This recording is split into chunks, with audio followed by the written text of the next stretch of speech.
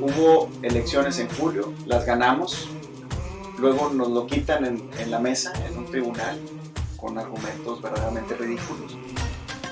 Mi nombre es Carlos Altamirano y te voy a platicar por qué hice este podcast, cuál es mi motivación detrás de todo esto. Desde que tengo memoria me apasiona la política y siento una impotencia al ver a políticos corruptos y malos gobiernos sexenio tras sexenio. Como joven, sé que no soy el único y por eso quiero hacer la diferencia con ustedes, inspirando y siendo parte de esa juventud de líderes informados, empáticos y sin miedo a involucrarse al cambio de México. En esta primera temporada les voy a compartir mis entrevistas con figuras importantes que demuestran día tras día que ese cambio sí es posible, existe y que ya no somos la mayoría silenciosa. Para las personas que se están incorporando con nosotros en la primera parte del programa, estuvimos platicando con el licenciado Felipe Jesús Cantú acerca de su trayectoria profesional, de su diagnóstico de Nuevo León en materia política, un poco del Partido Acción Nacional. Felipe, tú fuiste presidente municipal de Monterrey del 2000 al 2003, una época de muchos cambios, ya sea porque te tocó el nuevo milenio, X o Y razón. Siendo alcalde, ¿cuáles fueron las mayores problemáticas que viste tú en esta ciudad? Bueno, la integración social es el mayor problema. Siempre se habla de que la pobreza y que la delincuencia y demás, pero la raíz del problema es la integración social. Si tú generas actividades en las que convivan los vecinos por cualquier motivo, sea el deporte, actividades sociales, manualidades, cualquiera que sea el concepto, incluso religioso, todo lo que hagan en su comunidad hace que se sientan pertenecientes a ella. Y ese sentido de pertenencia te da mayor solidaridad, mayor solidez en las colonias, y eso impide que haya agresiones entre ellos. Eso reduce la delincuencia y aumenta la autoestima de las personas. Esa es una tarea fundamental que se hace muy poco de parte de los gobiernos, y me parece que en aquel tiempo nosotros usamos varios canales de expresión. Uno de ellos fue el programa Acción Comunitaria, donde los vecinos decidían en qué se usaba el dinero del gobierno municipal dentro de su colonia. Y no solo enlistaban los problemas, sino que luego los calificaban. ¿Cuál de estos es el que quieres hacer primero?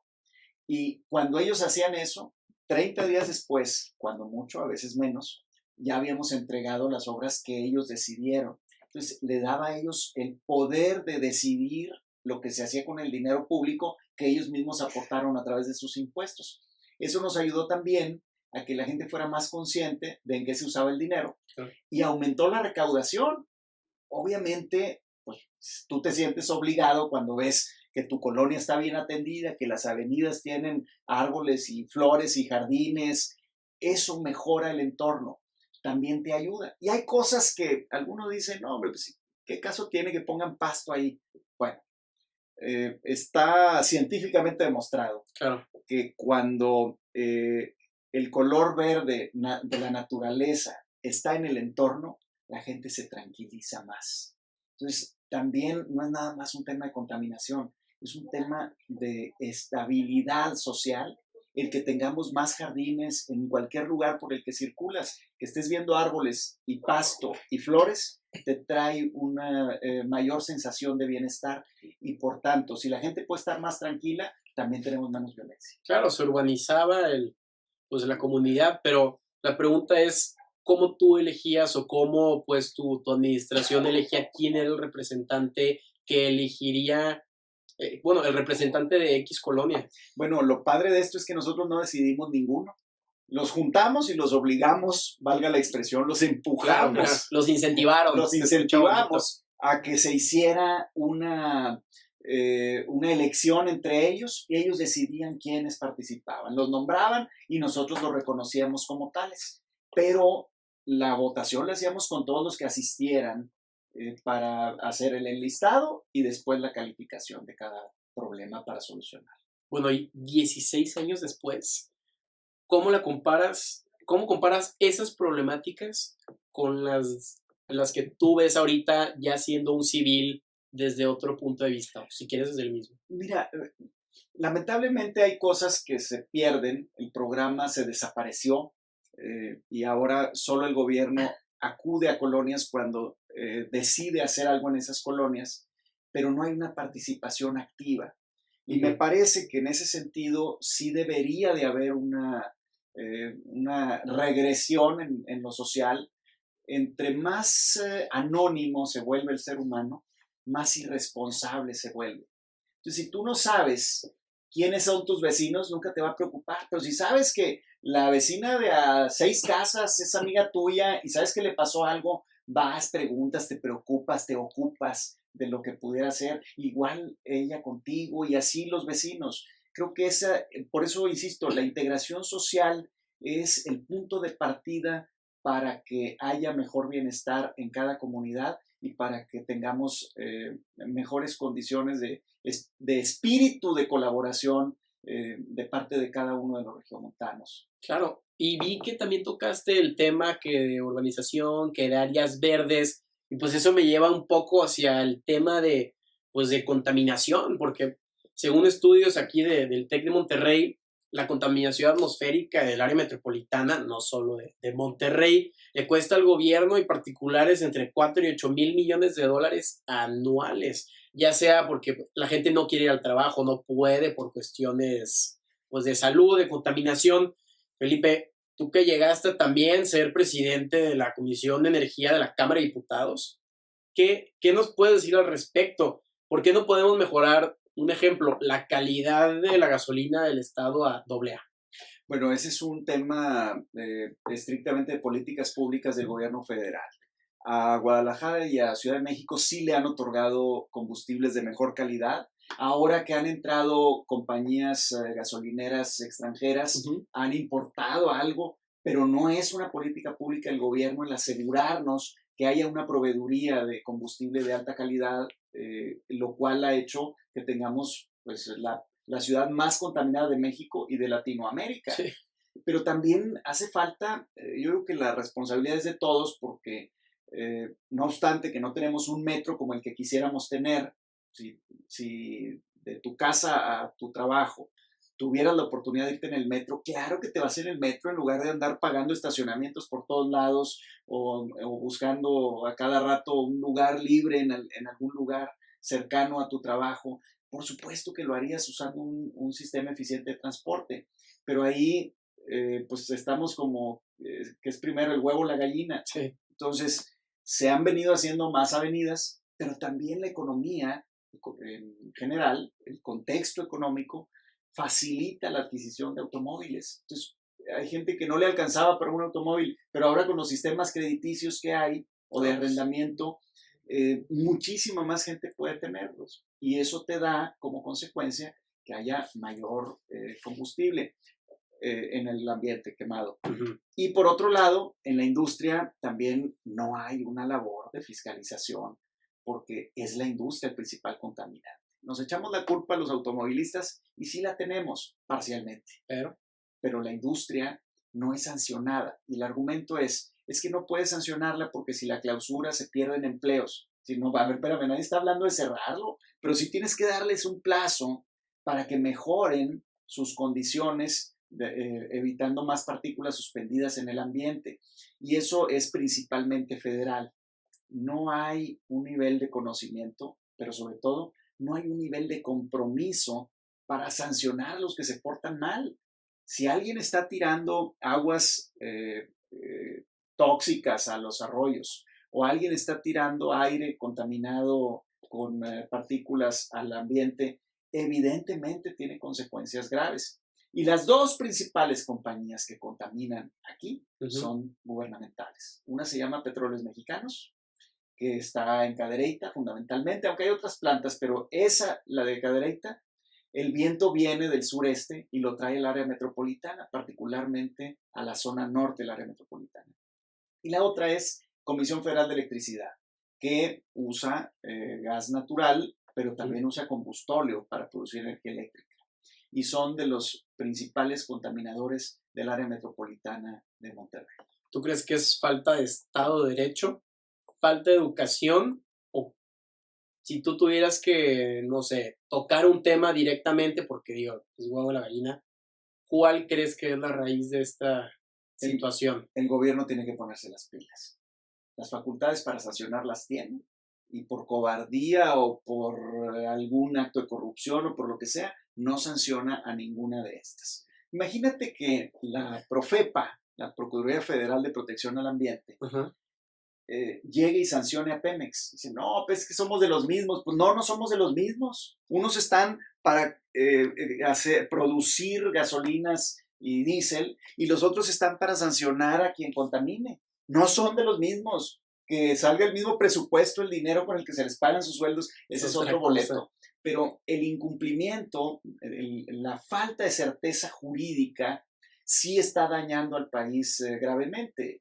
Yo creo que hay errores graves en este sentido. Uno de ellos es el aeropuerto de la Ciudad de México, que asustan también a los inversionistas. Podríamos tener más y mejores inversiones en el país si no estuvieran temblando porque les puedan quitar un contrato ya otorgado por un gobierno o por un particular. ¿Y hablas de inversión extranjera? Sí. ¿O inversión local? Bueno, también la inversión local. Hasta julio habían salido, desde que empezó este sexenio, habían salido 8,000 millones de dólares del país, que son capitales que les llaman golondrinos. Se van a donde está la primavera, ¿no? Sí. Y la primavera económica está donde hay certeza jurídica, y eso provoca deserción de recursos, hace desértico el ambiente económico en nuestro país, y por supuesto trae como consecuencia que otros países se desarrollen mucho más rápido. Sí, porque muchas, como habías dicho, pues muchas de estas inversiones golondrinas, la cosa es que no invierten en infraestructura porque solamente están mantenidos esperando que pues, cualquier cosa puede pasar con el Estado, o que Dios quiere el presidente hace X o Y cosa. Entonces eso crea mucha incertidumbre y, oye, por algo nos bajaron el nivel de los bonos del país, porque no sabemos qué es lo que puede pasar, esa incertidumbre que estabas diciendo. Efectivamente, yo creo que es fundamental, otra vez, que las políticas públicas simplemente se sostengan, pero que cada quien cumpla con sus obligaciones. Gran parte del problema es que no hay sanciones para el que no cumple estando en el gobierno.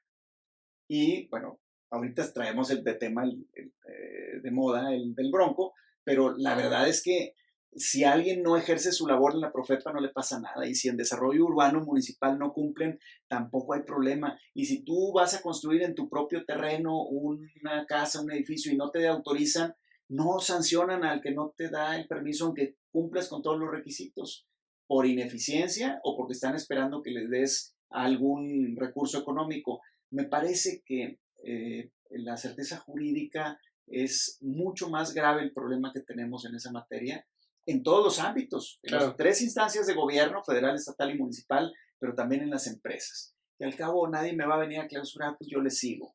Y el que va a construir un edificio se pasa 4 pisos porque le sale más rentable. Eso lo que muestra es cómo está el ambiente y cómo, iba a decir una palabra más fuerte, pero el importapoquismo, el importapoquismo se convierte en la divisa. Entonces a mí no me importa muy poco, al cabo no me van a sancionar, y todos se avientan a violar la ley. No, y se lavan las manos. Pues ojalá. No puedes decir ni eso. Ni eso. Después de tanta mugre. Felipe, si nos permites, nos vamos a regresar al 2018, donde fuiste candidato a la presidencia municipal de Monterrey. Esa contienda fue sumamente peculiar, en la medida que hasta ahí llegó tal magnitud que tuvo que intervenir el Tribunal Electoral del Poder Judicial de la Federación. Fueron momentos sumamente tensos para los ciudadanos de Monterrey y también del estado. Bueno, todo México estaba viendo qué es lo que iba a pasar. ¿Qué les quisieras decir a tu radioescuchas al respecto? Mira, pues fue una experiencia impresionante. Hubo elecciones en julio, las ganamos, luego nos lo quitan en la mesa, en un tribunal, con argumentos verdaderamente ridículos. Deciden en la federación anular anulan la elección y vamos a otro proceso electoral que también ganamos, pero ahí hubo alteraciones de actas, particularmente en los alrededores del Cerro del Topo Chico, los distritos 11 y 2, hubo una alteración de actas que genera un diferencial a favor del PRI. Nosotros impugnamos esos resultados y no quisieron hacer el recuento voto por voto. Pero lo que decía el acta respecto de lo que decía el número de boletas cruzadas eran totalmente diferentes. Para que se den una idea, algunos representantes fueron a la mala retirados y no se hizo el conteo tal cual. Pero las votaciones pues, se dieron con cierta normalidad, porque hubo lugares en los que ahuyentaron a los votantes poniendo mantas de que decían que no iba a haber casilla. Desinformación. Sí, entonces pues esos los pusieron en lugares donde nosotros tradicionalmente ganábamos. Pero aún así, con todo y eso les ganamos, pero ellos pusieron resultados distintos en el acta.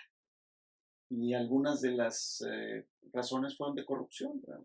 Otorgaron dinero para que hicieran esa modificación. Entonces, si el PRI había sacado 120 votos, le ponían 220 o cosas por el estilo, y con eso sacaron una diferencia de 6,000 votos en esas alteraciones. Entonces, para nosotros fue una experiencia verdaderamente, bueno, nutritiva, tienes que ver el lado positivo, ¿no? Aprendimos mucho, pero tristemente lo que nos demuestra es la volatilidad que puede tener un proceso electoral, que no está totalmente arraigado a la población y no tiene las capacidades la gente de darse cuenta de lo que está ocurriendo. Pero y aparte, la segunda etapa fue en diciembre, en una época donde, pues claro que la gente vota, pero es otra situación, tienen otras ideas en mente, que pues el día a día, la familia, que los vamos a recibir, entonces, pues quieras o no, eso afecta. Sí, por supuesto. El 23 de diciembre es la primera vez que se hace, pero además lo que buscaban era eso, que fuera menos gente a votar, sobre todo de la gente que tiene programadas vacaciones, ya sea por ir a visitar a su familia. Monterrey es una ciudad cosmopolita, hay gente de todas partes del mundo y por supuesto muchos se van a visitar a sus papás, a sus abuelos, a tener sus reuniones familiares de Navidad y no te vas el mero 24, te vas antes. Claro. Y el 23 nos tocó la elección. Pero bueno, es parte de lo que espero que nunca se vuelva a repetir en perjuicio de nadie. Oye, ¿y la federación qué decía o qué tan común o no es este tipo de impugnaciones? Y eso que era una contienda pues, por la capital de un estado, dijeras tú, era X municipio. Bueno, realmente no es común que se presente esto. Ha habido algunas nulidades, casi siempre de municipios pequeñitos. Un lugar como este, con tanta observación, era rarísimo que se diera, pero bueno, las alianzas de algunos actores políticos terminaron imponiéndose por encima de la voluntad de la gente. Felipe, ya para terminar, platícanos, sobre tus proyectos futuros, ¿cómo ves en 20 años al estado de Nuevo León en materia política? ¿Optimista? Yo creo que sí.